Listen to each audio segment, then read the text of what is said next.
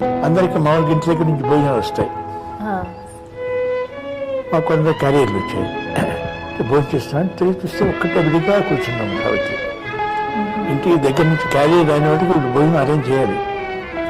Production unit అప్పటికి ఆవిడకి ఇంటి దగ్గర నుంచి క్యారియర్ వచ్చే స్థితి కూడా లేదు, అంటే తెచ్చేవాళ్ళు లేదు. ఒక్కటే కూర్చోండి. అనుమానం వచ్చినప్పుడు వీళ్ళు ఏమంటే భోజనం అనే ఆకలిగా లేదు అండి, నాకు అర్థమైపోయింది. వాళ్ళు భోజనం సప్లై చేయలేదు, ఈమెకి ఇంటి దగ్గర నుంచి రాలేదు.